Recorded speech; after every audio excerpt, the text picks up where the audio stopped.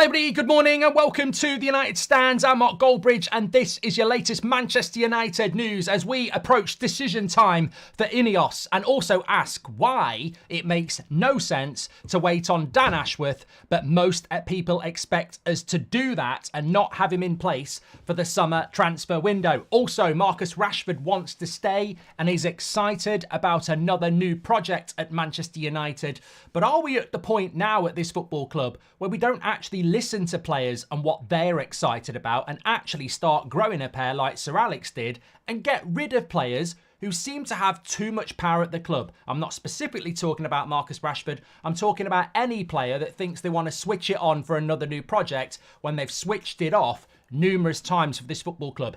Is it about time INEOS grew a pair as the new owners and said, no, enough is enough. We're not going to be Player FC. We're making big decisions. You've had your chances. You've turned down the opportunity to play for Man United too many times. You're out. Let's see. Let's get into it. Lots to get into. Also, there's meant to be a clear out at Manchester United into the double figures, including the likes of Antony. Eric Ramsey has left today and will not be replaced until the summer. And Inzaghi of Inter Milan has been linked as a new Manchester United manager candidate. So lots to get into on the show. Also, we've got the Ten Hag press conference coming up for you, where obviously he'll be talking to the press, and I'm sure he'll face some very difficult questions, so we'll be reacting to that. That's around 12:30. We've got Fabrizio on the show later on as well, talking transfers, so loads to get involved with on the United Stand today. We've got you covered. Make sure you smash a like and subscribe, and of course, it's match day tomorrow. Let's start off then with, I must also say, Goldbridge Saves Football podcast has just landed this morning as well. If you want more Manchester United content, we're talking about season over, we're talking about who's going to win the sack race, Pochettino, Ten Hag or Howe, or why I wouldn't sack any of them. So check that out when you've got time today. Listen through your ears. Rashford has been excited about a few too many new projects as far as I'm concerned. Time to sell him, please, says Rory C. And Nathan has been a member for 12 months. Shout out to the legends in the chat. Get involved. Have your say as per usual. But we're going to start off with decision time. We were doing the preview last night. Loads of stuff was coming out. Lots of ex-players talking about INEOS will do this, INEOS will do that. Lots of United fans wanting a decision.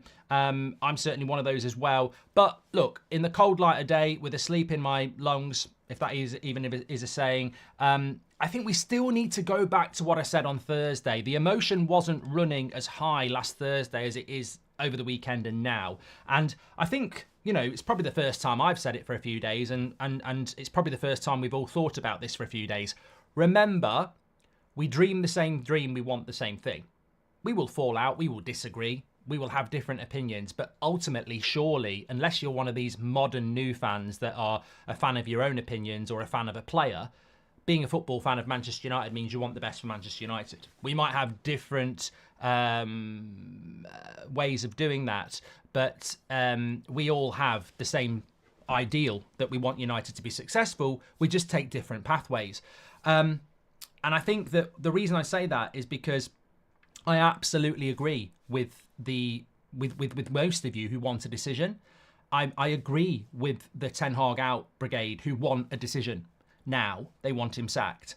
And I agree with myself, and I don't always agree with myself, by the way. Do you ever argue with yourself in the mirror or just when you're walking around? I call myself a CUNT loads of times in the day. Get really irritated with myself sometimes. Why have you done that? Why have you burnt your toast? You CUNT.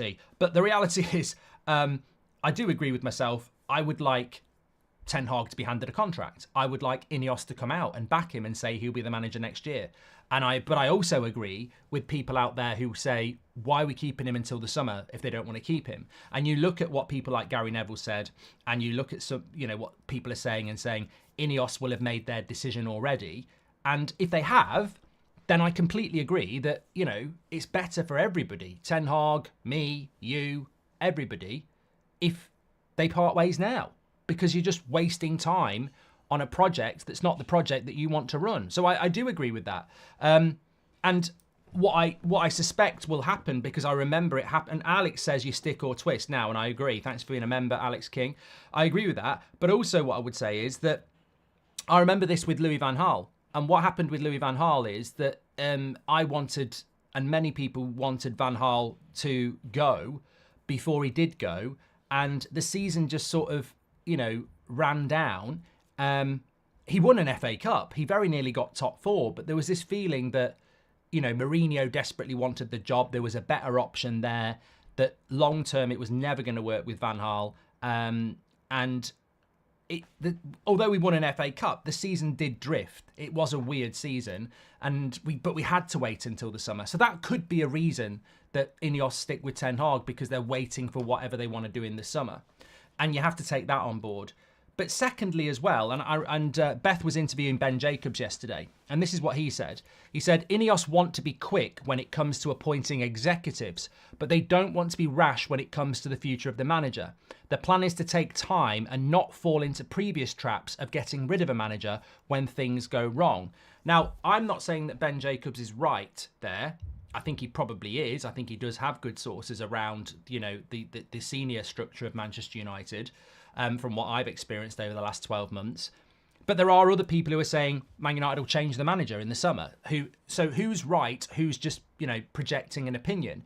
But what I will say is, I want a decision made now. Ten Hag outers want a decision made now, because we are fans of the football club and we are suffering. We are suffering in different ways. We're suffering from a lack of vision. We're suffering from our desire of what's going to happen. And that makes us divide as a fan base, because you get the Ten Hag outers going, I'm fed up of Goldbridge backing Ten Hag, and you get me saying, I'm fed up of people talking about the manager when there's loads of other issues going on, and we become conflicted.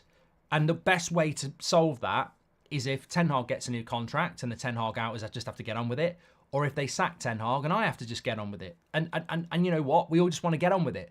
But we are fans.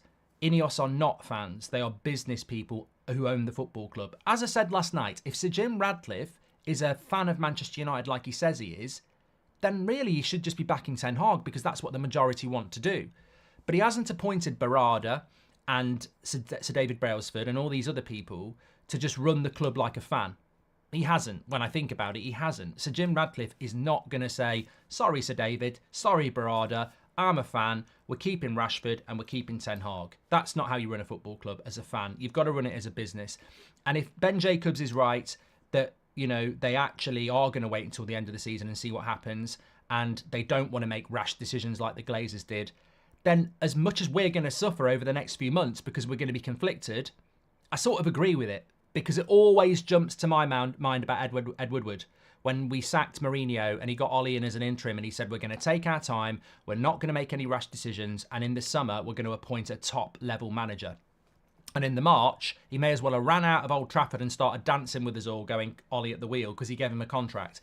And those are decisions, I've got to say, I don't want INEOS to make. I don't want them to make Glazer decisions. And the Glazers made rash, off-the-cuff, influence decisions. They'd listen to what was going on in the media and they'd make decisions about that because it was about PR.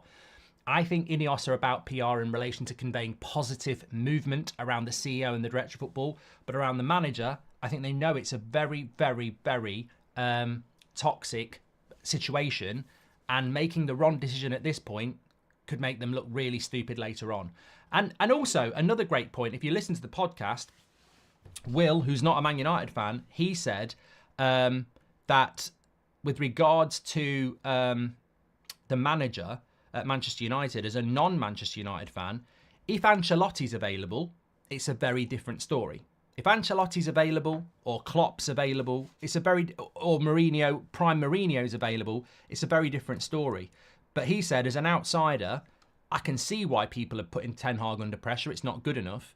But, is there a real candidate out there at the moment? And I suppose that's a good point, isn't it? But look, decision time, to be honest with you, I don't think we're going to get it. That's my point. I think what we're getting at the moment, and someone's just mentioned that Luckhurst's put another article out. You know what? We should employ Luckhurst as director of football, because he bloody well thinks he's one. He really thinks he knows it all. And I don't think he's got a bloody clue about football, to be honest. I very rarely see his player ratings, and I think he's watching a different game. He's got a bee in his bonnet because he got banned. Let's be clear here. The press don't like Ten Hag because they got banned from a press conference.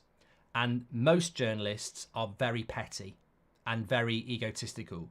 So I don't take much notice of these journalists. I think they're being toxic. I think they've got the knives out. I heard Luckhurst on his podcast yesterday saying that he thinks the manager needs to be changed. So I don't take any notice of him because it's bias. That's bias opinion from somebody that's, got it in for Ten Hag. And I think he had it in from the start because he wanted Poch. And I think there's a lot of other journalists like that. I respect that. I think I can read you like a book. I'd rather see someone like Luckhurst who doesn't like Ten Hag than the person who's pretending that they don't. But I think they're trying to push their opinion onto you because they want to influence your opinion. They want a situation where people are shouting Ten Hag out because then they get what they want. I'm not going to tell you what to do. You make your own choice up. It's a news show. But I don't think that INEOS are going to make a big decision on Ten Hag at the moment, unless we get beaten tomorrow and we get beaten on Sunday, in which case, obviously the momentum's going to grow there. But even after that, you've got Sheffield United and Everton, where if you win them, people will start talking about top four again. For me, Erik Ten Hag only leaves as he doesn't agree with INEOS strategy. He seems to be on board based on his pressers. Can't wait till May to decide yay or nay, says Akash. And Mark, do you think the captain's armband affects Bruno's performance? Ever since he took it, he's been average, but I still think no one is suited more than him, says A1. Look, I'll only talk about this a minute because I want to talk about this Rashford stuff, and there's a lot of breaking, new news to talk on a news show. But in relation to Bruno Fernandes, if I said this to you, is the captaincy of Manchester United is it cursed? I think in an element, it's not cursed, it's just very hard. I was talking to Phil Jagielka yesterday because I was doing a podcast with Ben Foster, and we were talking about, because he was a captain, wasn't he? And he was saying, being a captain is a lot of pressure, but I imagine being the captain of Manchester United is 10 times worse. So much comes with that, and not everybody can do it. And I said, well, it's interesting, isn't it? Rooney, I think, fell off when he took the captaincy. He may have been naturally falling off, but I think he lost the fire with the captaincy because he became more responsible. And Rooney's big thing was his aggression. Maguire fell off with the captaincy. He's been a lot better without it. And Bruno has fallen off with the captaincy, you could say. So the captaincy doesn't suit everybody. But then if you don't give it to Bruno, who are you going to give it to? We don't really have any leaders. When I was growing up, you looked at a United side. Hughes was a leader. Cantona was a leader. Bruce was a leader. Pallister was a leader. Irwin was a leader. Ince was a leader. Robson was still playing. Keane was coming through. Schmeichel was a leader. There were so many leaders, and we don't have that anymore. Cyber Spider says, what I don't get, Erik Ten Hag out. People say bad in-game management with Erik, but even when he brings on the best and most experienced players like Eriksen on from the bench, we get worse. What's he supposed to do? Give the manager a new contract, says Lee. Immediately, the players, slackers will know. No more messing about or we gone. And Alex says, Mark, I'm Ten Hag in, but would you take Ten Hag sacking and Nagelsmann new manager appointments if there is proof of INEOS continuing the clear out with Rangnick help? Look, Alex, I'm not opposed to that. I don't think we should sack a manager. That's where I'm at. But I'm not going to say that Nagelsmann's a bad manager. I just think there are massive warning signs about Nagelsmann that he wouldn't be in the job until July, which will mess up next season. And I don't think you clear out as many players. I mean, look, I was going to bring this in as news anyway. I want to talk about Rashford as well. But basically, stories coming in yesterday that double figures of players could be cleared out in the summer. Yabba dabba doo. Fantastic. Amazing. Super smashing great. Ecstatic. I like this. I like this story that Man United are looking to clear, over 10 players. Brilliant. This needs to happen. And the reason 10 players need to go is because over the last 5-6 years, we didn't get rid of any of them that needed to go. So we've accumulated a lot of players that need to go. So I think removing 10 players is correct. And look, I'm not saying all of these players go, but Wan-Bissaka, Maguire, Varane, maybe Lindelof, maybe one of the left backs, McTominay, Casemiro, Eriksen, Sancho, maybe Antony's going to go as well. We're not even hitting, whether you do anything with Bruno, Rashford, Martial's got to go. So easily you're over, Brandon Williams. You're hitting 14, 15 players that could go. So conceivably 10 do need to go. Completely agree with that. My problem is who's making the decision? If Ten Hag's sacked, he's not making the decision. If Dan Ashworth's not coming in until January, he's not making the decision. So who's making the decision? John Murtagh? My problem is who's making the decision. I need somebody in place this summer who can make that decision. Now, if it's Dan Ashworth, yes. If it's Ten Hag, he's been here for 2 years, yes. If Dan Ashworth's not here and Ten Hag's not here, fly away, Peter, fly away, Paul. Who's making the decision and do I trust them? Well, I don't think Sir David Brailsford should be making a decision on who leaves Man United. I don't think Sir Jim Ratcliffe should be doing that. And should a CEO in Barada be doing that? So who makes the decision? Well, it's got to be Murta, who I don't trust, or the new manager, who, if it's Nagelsmann, isn't here till July. And there I start to panic and think, are we really going to get rid of people? I fear that Man United might dither their way through this summer. And that's my biggest fear here. And I think sacking the manager is a factor in that because it leaves this big void of uncertainty. The latest story in relation to Dan Ashworth is that Manchester United are going to pay money to Newcastle, but they will not pay the money required to get him in the summer. I mean, look, everything's gone really well with INEOS so far, and there's a lot of positivity. And I don't for 1 minute underestimate the enormity of the job they've got to do. It's a difficult job. You know, Barada out of Man City was a difficult appointment to do. I absolutely acknowledge that. But also, you know, if you want Dan Ashworth, taking him from Newcastle and plonking him into the club tomorrow is probably very, very difficult to do. And it looks like they can't do it. Ben Jacobs said yesterday, I'll be surprised if it happens unless Man United overpay. They won't pay 20 million for him, and a realistic compromise would be 6 to 8 million for him to start after the summer transfer window. But, you know, well, straight away then, not everything's rosy in the garden, is it? It isn't. It can't be because people are like, sack the manager, sell Rashford. We can wait for Dan Ashworth. I'm like, ooh, biggest summer transfer window in 20 years, and we're doing it without the director of football. Something's got to change there.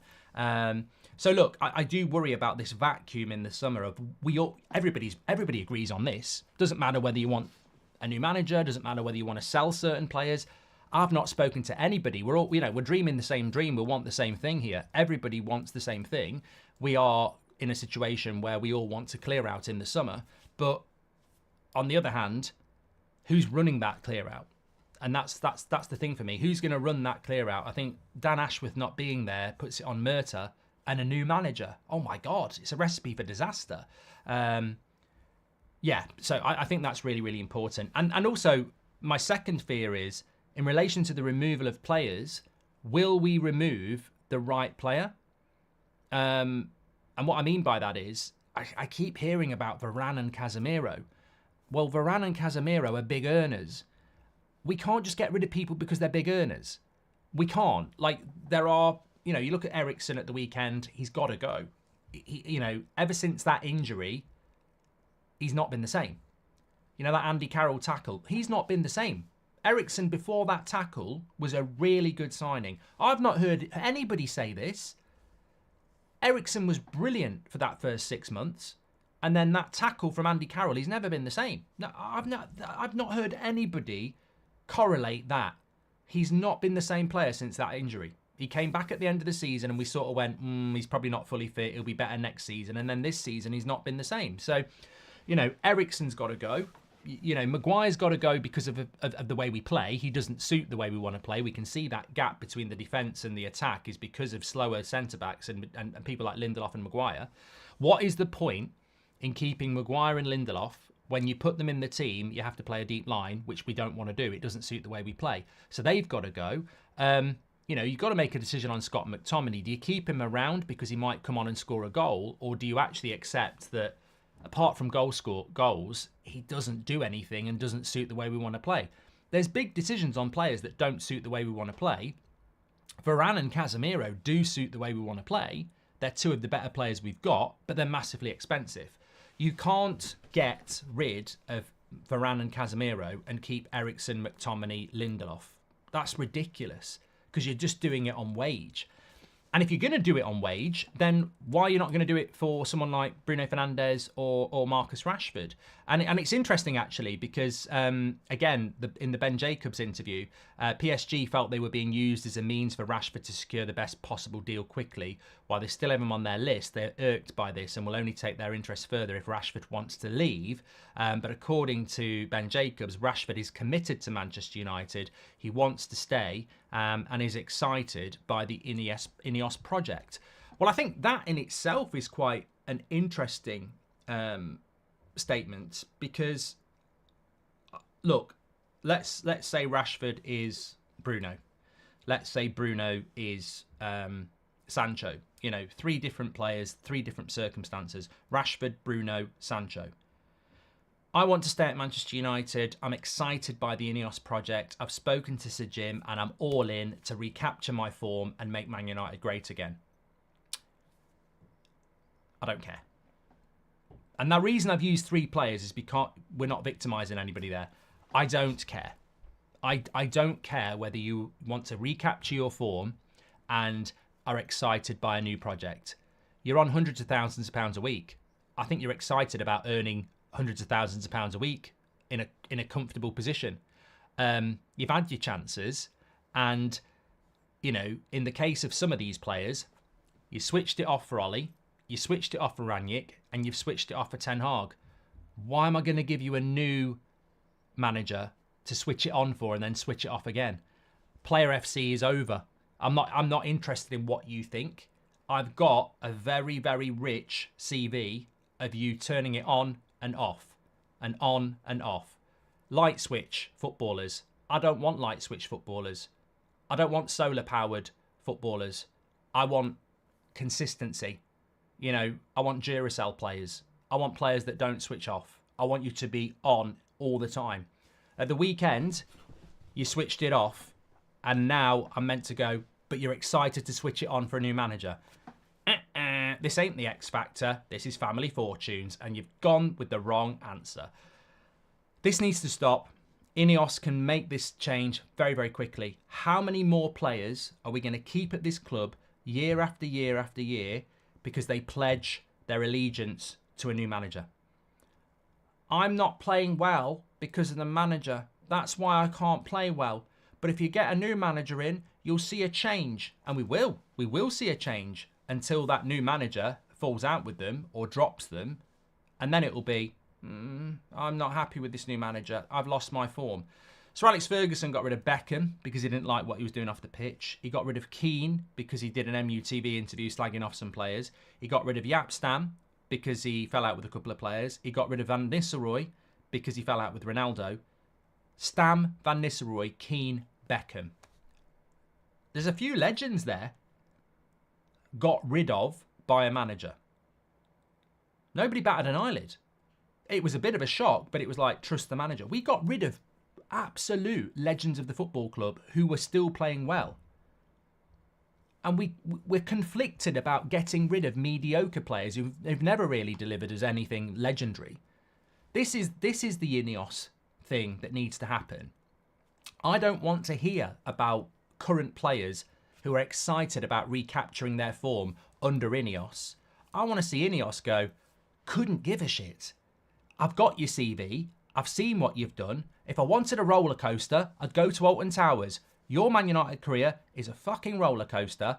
Piss off. Get out of this football club. You're not having another chance. We're looking at elite football. I look at Man City and I see the likes of Kevin De Bruyne, John Stones, Phil Foden, Erling Haaland. I look at Liverpool, I see Mo Salah, I see Van Dijk, I see consistency. I look at Arsenal, I see Declan Rice, I see Odegaard, I see Saka, I see consistency. I look at Man United, I see a bloody roller coaster ride. Light switch FC. No. This stops. Who are you? You're a Man United player. That's all you are. Nothing else. I'm not sticking with this. And that desperately needs to happen. But we have become indoctrinated as a fan base where we actually value what players think. We actually do care what players think. Like, oh, they want to stay and have another chance, Mark. I think we should let them stay and have another chance. No, I don't think. I said it last summer. I think a sacrificial lamb is not necessarily a bad thing for Manchester United, and they might need to get rid of a few. Yeah, definitely. Sorry, let me just send this message. See if it's quite urgent. Is anyone having problems with YouTube today, by the way? Because I've just had a message from another YouTuber saying that they can't get their stream set up or something. So I think they've got a bit of a problem. So let me know if you're having a problem there. I mean, we are live. I know I can see the comments. If we get rid of Erik Ten Hag, who knows what is the way we want to play? I don't want the next manager to assess these losers again, says Spencer. In the summer, will it be INEOS' decision, though? Situation won't improve significantly with these injuries. Ten Hag movement will only get stronger and become more difficult to hand him a contract, says Sarvish. Mate, I said this last night. If you want me to be more blunt, I think there is a movement from the media to get what they want. I didn't see Jamie Carragher on Monday Night Football taking apart Chelsea's shit tactics or Newcastle's shit tactics at the weekend. Newcastle didn't have a shot at all in 45 minutes at the Emirates. I didn't see Jamie Carragher breaking that down. No, it's all about Ten Hag because it's always Man United. I never want to see a manager sacked by the media, but you're right. I think they're going to keep doing it. I think they're going to keep doing it and doing it and doing it because they want to see this club fail. But we don't have to be influenced by the media. I don't get influenced by anybody. I just like talking about the things I love with you, and I don't get influenced by anybody. But the media are definitely trying to influence this because they love it. They love the power. The journalists, the media, they love it. They love the power that they think they can influence, and they can, and only if you let them know. Funnily enough, just talking about that, I'm Ten Hag in, but how come Villa and Spurs play better than us and Emery and Ange are here only a year and Ten Hag bought 7 of his own players as par tip? But Ten Hag was only here a year when we finished 3rd and got to 2 cup finals. You don't know what's going to happen in season 2 for Ange. And on top of that, Aston Villa and Spurs are not Manchester United.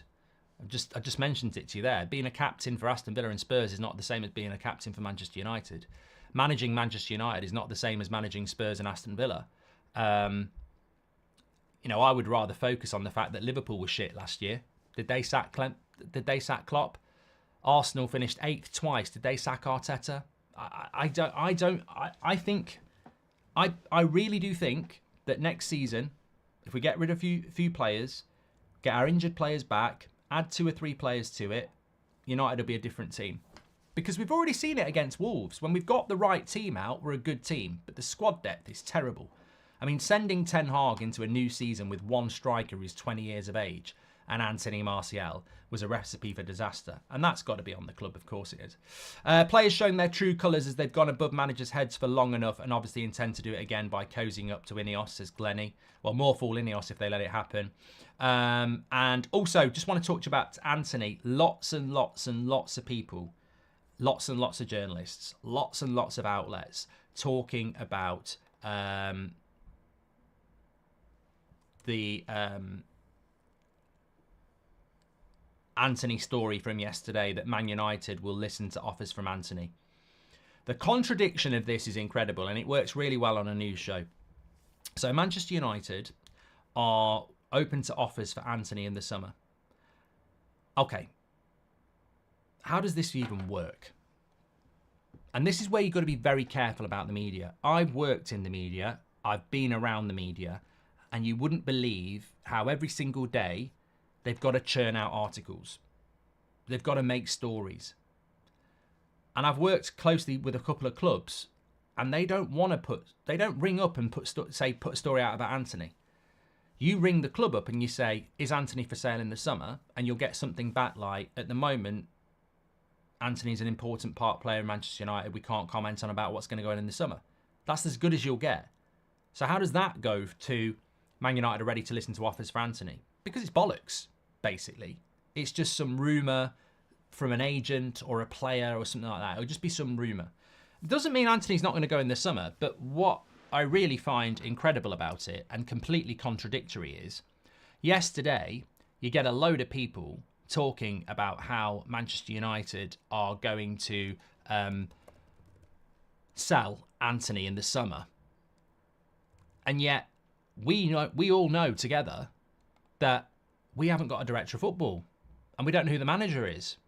So how can we be selling players when we don't have a director of football? It's a complete and utter contradiction. United are trying to appoint a director of football and there's a strategic review going on, but yet Antony's already for sale. Now, we may well sell Antony in the summer. I'd love to see how that's going to work. And look, where I will give Ten Hag praise is you buy a player, you don't have to stick with the player. And I think Ten Hag's dealt with Antony perfectly, by the way. But I don't think he's for sale in the summer because I don't think we know who's for sale in the summer at the moment because I clearly know we haven't got a director of football. But this is a lesson in you're damned if you do and you're damned if you don't. Ten Hag won't get any praise for this, but I think he should. I think the way that Ten Hag has dealt with Antony is spot on. Some managers spend a lot of money on a player and won't accept they're wrong and keep picking them and keep picking them and keep picking them. Pep Guardiola's had a load of flops. Jurgen Klopp's had some flops. Sir Alex Ferguson had flops. The measure of a good manager is when you buy a player that you think's the right player, you realise they're not, and you stop picking them. And Ten Hag has done that with Antony. Yeah, he spent a lot of money on him. Yeah, he said he was a good player. But everybody does that. Nobody has a 100% transfer hit rate.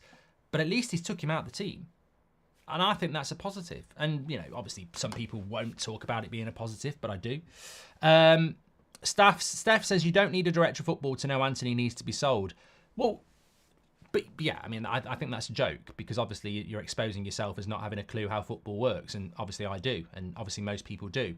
He can't be put up for sale, Steph, by you or Sir Jim Ratcliffe or Sir David Brailsford. He can't. Because otherwise, you don't need a director of football. The director of football dictates who gets sold and who gets bought. Now, this is where I panic a little bit because if Dan Ashworth's the director of football but he's not coming in until after the summer transfer window, then Steph might be right. John Murtagh might have made the decision. My question is, who's making the decisions on transfers and sales this summer if Dan Ashworth's not going to be there? And it's a big problem that I think a few people want to bury their head in the sand and say, it's not a problem, Mark, it's not a problem. But it is. It's a massive problem. It's a massive, massive, massive problem. You can't build a football club without a key component and pretend it's okay to bring him in after the big summer transfer window. I want a bit of clarity from the leadership group, but because it does seem a little bit dithering. But I also have sympathy for it because I know it's such a massive job, and you've still got the Glazers there as well. It's not like INEOS have got a free reign around that football club. They've still got a relationship with the Glazers, and the Glazers might be kicking back on stuff that, you know, at the end of the day, another really important, and there's so much that doesn't get said, isn't there? Which is why I love this community. It's like, you know, Ericsson clearly has fell off since that injury. It's done some damage to his career. I don't know why. Maybe he's lost a yard of pace from it. I don't know. But also, nobody ever mentions that maybe we're not paying £20 million for Dan Ashworth because the Glazers don't want to do it. Like, where does that £20 million come from for Dan Ashworth? I know INEOS are running the football side, but they're probably not running the purchase side of it as well. So yeah.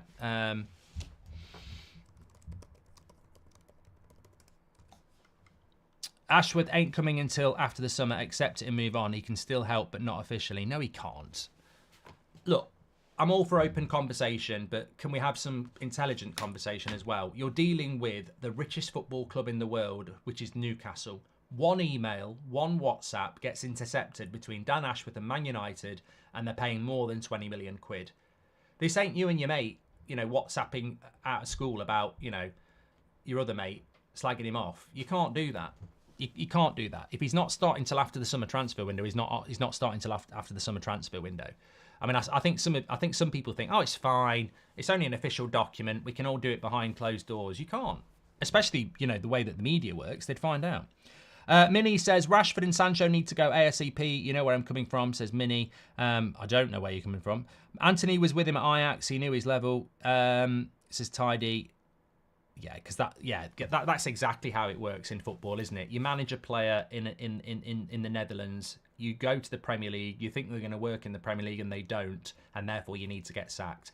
Because Pep Guardiola, every signing he's ever made has been perfect, hasn't it? Absolutely perfect. Come on, grow up. You're better than that. If we get rid of Ten Hag, who knows what is the way we want to play? I don't want the next manager to assess these losers again, says Spencer. And I totally agree. Give Dan Ashworth a call and ask him for a game of play, sell bench, says William Simpson. That's good. I mean, we could do something subtle like that, couldn't we? Most of the world have watched and can see who needs to go at United, says one Puggy. But I think I said this before. In fact, we talk about it very in depth on today's podcast. So many people don't understand how to run a football club, and it's very, very simple. But you'll hear people saying, sack the manager, sell Rashford, sell Bruno. Yeah. And can I have £1 million from you, please? Like, what fantasy land are you living on? There is a reality here. There is FFP, there is a financial cost, there are losses, there isn't infinite money in a debt-ridden club to replace. Every decision you make costs money, and it might be a loss. So, saying we don't need a director of football to know who we need to sell. Well, I'd love you to be running Man United because we'd be out of business in weeks. You need a structure. Why do people moan about structure for years, and then when you're on the journey to getting one, say it doesn't matter? The amount of people I can see, it doesn't matter if Dan Ashworth doesn't come in this summer because we all know who we need to get rid of. But that's exactly the problem we've had for 10 years. No structure and people making decisions who don't know what they're on about. The whole point of a director of football is that we put structure above a manager and accountability and ability and excellence. I don't want a summer of, well, we all know who we need to get rid of. Well, we don't. We definitely don't. I know from like the next minute we don't. Do we need to sell McTominay? Some will say yes, some will say no. Do we need to sell Casemiro? Some will say yes, some will say no. Well, straight away, I've sold Casemiro and McTominay. We shouldn't have done that. I said no, we shouldn't have done that, and we did. And that's the problem. It's accountability. We don't actually know the 10 players that need to be sold because some people will sell Rashford and Bruno, and some of us would not do that. So this is why you do need somebody with a CV and a respect level where we go, well, I trust them. And that's why if you bring someone like Dan Ashworth in and he sells Casemiro or he sells Rashford, you go, I wouldn't have done that, but this guy has got a good CV and I'm going to give him the benefit of the doubt. But if we haven't got that person in place in the summer and it's left to Murta or God knows who, and they sell Casemiro and Rashford, and it goes wrong and you disagree with it, you'll go, well, that was a bloody disaster and that's on INEOS. That's on INEOS. And that's what I mean. It's like we can't go into the summer and say, just get Nagelsmann in July. Doesn't matter because we know who we need to buy and we know who we need to sell. Well, what does Nagelsmann want to do? Like you've got to listen to him. Who's the director of football? So I have massive sympathies for INEOS because I think they've got to make a lot of decisions, but they're dithering because I think there's a lot. Time is moving very, very quickly, and there's a lot of uncertainty about a lot of things. Look, honestly, I don't know the ins and outs of it, but I personally would have gone for Mitchell because he's available right now. And in fact, let's do a poll on this. It'd be quite interesting because it's easier to do this. Either or, right? Mitchell, Doff starts now. Starts today. Ashworth starts September. So your choice of director of football, you either go Mitchell and he starts today, or you go Dan Ashworth and he starts after the summer transfer window. Well, on paper, to me, all due respect to INEOS, who I think are doing a good job, I can't understand why you wouldn't get the new director of football in now. Because you're sacrificing the summer on people we don't trust. So I would go Mitchell now. But INEOS obviously value Ashworth so much that they're willing to risk another summer transfer window. Because I'll tell you what'll happen, if the summer transfer window doesn't go well, it'll all be, and I don't want this to happen again, but I don't want this to happen again, but United are always in the future, aren't they? We've always been in 3 years' time, next year, in 3 years' time, next year. And I feel that if Ashworth's coming in September, we already go into the summer going, well, let's see, it's a free hit because we've got Ashworth after September, but it's another summer transfer window gone. It's another window for your rivals to do well. Apparently, it's just coming out that Luckhurst is saying that a well-placed source is saying that the INEOS aren't sure on Ten Hag. I mean, he ain't going to stop. Oh, I got banned from the press conference, so I'm anti Ten Hag. I can read you like a book, Samuel, and not a very good book. I'm talking about Spot the Dog. Your well-placed sources that have got a strike rate about as good as Nicholas Jackson. Don't believe you. Don't believe you. I think you don't like Ten Hag, and you're trying to dictate the public opinion behind you so you can build a Ten Hag out movement even bigger. How can we replace a manager right now when we're trying to create a structure? Are you going to bring in a new manager that doesn't agree with Ashworth, says Mark Langbridge.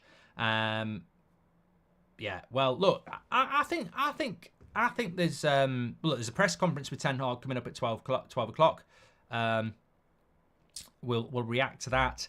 But I think at the moment there's a lot of uncertainty, and I think INEOS are doing exactly what I thought they would do. They are figuring out just how difficult this job is to resolve issues at Manchester United. I imagine there's a lot of tape to cut through. The Glazers are still there. You've got to get rid of people. You've got to get people in. And it's interesting that on the poll, 65%, 66% of you would go with Mitchell as Director of Football starting today over Ashworth starting in September. And that's something that INEOS have got to work with, is the knowledge that if you get your Director of Football in, but he's not coming in for the biggest summer we've had in 20 years, how does that work? It puts you at a disadvantage straight away, and they've got to make that work. Really interesting, very interesting. Anyway, look, thanks everyone for watching. Don't forget to go and listen to the podcast. It only came out today. If you hold your phone up and scan the QR code with your phone, it will take you straight there. Another hour of great football chat, and actually a bit more in depth on the Ten Hag, how Pochettino season over, who gets the sack race debate. Check that out as well. And also a very interesting piece on Bruno Fernandes in there. Sort of a bit of a podcast exclusive on... Basically, I went through every club in the Premier League and tried to find a club that Bruno Fernandes would actually start for at the moment, based on not his form, but the type of number 10 he is. Quite shocking. You might agree, you might disagree, but there's a few clubs that I said he doesn't start for, even though he's a better player than their number 10, because of the way he plays the game. Check it out, scan the QR code, and don't forget, we've got Fabrizio on later. So loads about INEOS and stuff that, and Ashworth and Ten Hag and transfers, and we've got Ten Hag's press conference at lunchtime, and I'll be back at 8 o'clock tonight as well. So loads to get involved in. Smash your like and subscribe. Apologies if you didn't get notifications. There's a real big problem with YouTube today because we've got about 5,000 watching instead of 12. So something's gone wrong. We had problems getting the stream going. I've got people messaging me saying there's a problem with YouTube. So feel privileged if you got to watch this live, because I think there's a problem with YouTube. Take care. I'll speak to you in a bit.